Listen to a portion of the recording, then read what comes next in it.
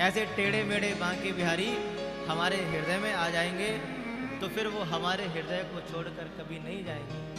यस्या श्रवण मात्रेण हरिश्चित्तम समाश्रय। भगवान तो कहते हैं भैया मोकू तो बस पकड़ वो ही आवे, छोड़ वो आवे ही ना है। एक बार किसी को पकड़ लें फिर उसको छोड़ते नहीं है, भले ही वो छुड़ाने की कोशिश करे, प्रयास करे, अरे भैया छोड़ छोड़ छोड़, पर नहीं छोड़ते। एक ब्रज की गोपी एक दिन यमुना के किनारे गई। यमुना के किनारे बैठकर ध्यान लगा रही थी। नारद जी महाराज अकस्मात भ्रमण के लिए निकले। नारद जी ने देखा, अरे राम राम राम राम, ये ब्रज की गोपी बावरी है गई है। अरे जिस परमात्मा को, जिस ब्रह्म को बुलाने के लिए बड़े बड़े योगींद्र मुनींद्र अमलात्मा विमलात्मा ऋषि महर्षि जन्मों जन्मों तक तपस्या करते हैं और उसको बुलाने का प्रयास करते हैं, फिर भी वो बंधन में नहीं आता है, वही परमात्मा श्री कृष्ण इनके आंगन में खेलता है, इनके साथ लीला करता है, और ये गोपी न जाने उसको छोड़कर किसका ध्यान कर रही है। नारद जी कुतूहल वश उस गोपी के पास आए। गोपी तो बेचारी अपने ध्यान में ही लगी थी। गोपी का जब ध्यान टूटा तो नारद जी ने गोपी से पूछा, अरे गोपी तू ये कौन को ध्यान कर रही है? गोपी ने हाथ जोड़ लिए, महाराज आप अच्छे भले आए, मैं वह कारे कनुआ को ध्यान कर रही हूँ। बोले क्यों? ये महाराज मैं कहा बताऊं, मैं तो अपने दुख की मारी हूँ, अपने दुखड़न को रोवे यहाँ आई हूँ। नारद जी ने पूछा ऐसा क्या हो गया गोपी? कहती है महाराज मैं ध्यान इसीलिए कर रही हूँ कि वो नंद नंदन श्याम सुंदर मेरे हृदय से कैसे भी बाहर चला जाए, निकल जाए। नारद जी महाराज ने अपना सिर पकड़ लिया, अरे राम राम, जिस परमात्मा को बुलाने के लिए इतना प्रयास करना पड़ता है और वो एक झलक भी दिखला दे तो बहुत बड़ी बात है, उस परमात्मा को अपने हृदय से निकालने के लिए गोपी प्रयास कर रही है। नारद जी ने पूछा गोपी ऐसा क्या हुआ?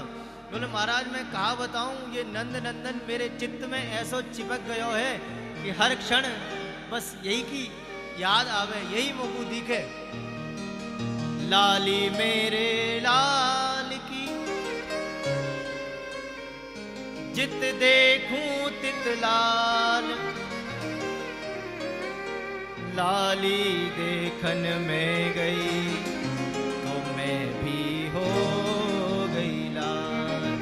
बोले महाराज मैं कहा बताऊं, देखो आज सवेरे सवेरे की बात बताऊं।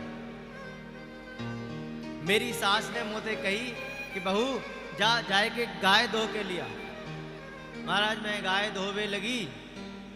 अब जैसे ही मैं गाय धो रही थी उसी समय नंद नंदन ये कन्हैया मेरे पास आया और मोते कहवे लगो, अरे भाभी सबरो ही दूध धो लेगी, कछु मेरे ताई छोड़ेगी। मैंने प्रेम वश आकर कन्हैया से कहा, अरे कन्हैया तुम भी थोड़ा दूध पी लो। अब तो महाराज कन्हैया ने अपना मोड़ो फाड़ दियो और मैंने वह गाय की धार कन्हैया के मुख में पधराई। अब तो कन्हैया दुग्ध पीता जाए, मैं उसको दूध पिलाती जाऊं।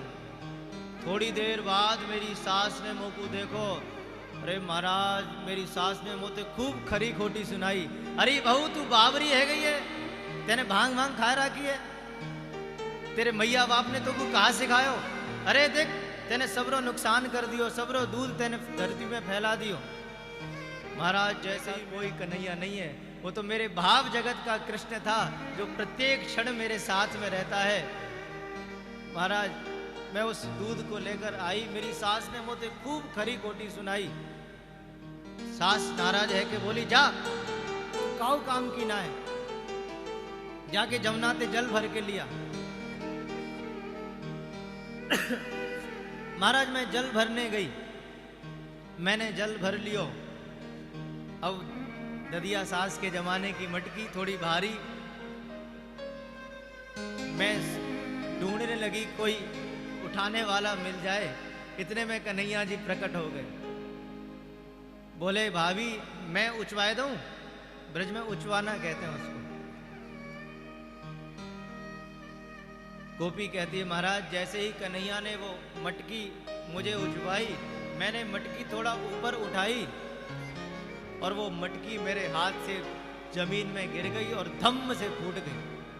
और मैंने देखा कि वहां कोई कन्हैया नहीं है, क्योंकि वो मेरे हृदय में बसा हुआ है, इसलिए क्षण क्षण पर मुझे मेरा कन्हैया याद आता है।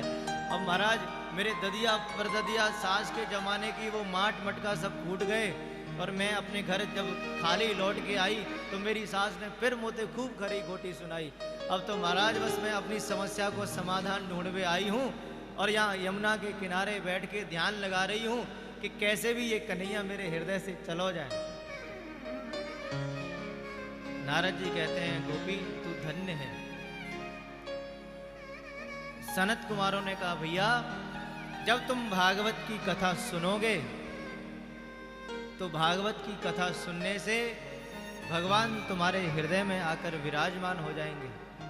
यस्या श्रवण मात्रेण हरिश्चित्तम समाश्रये।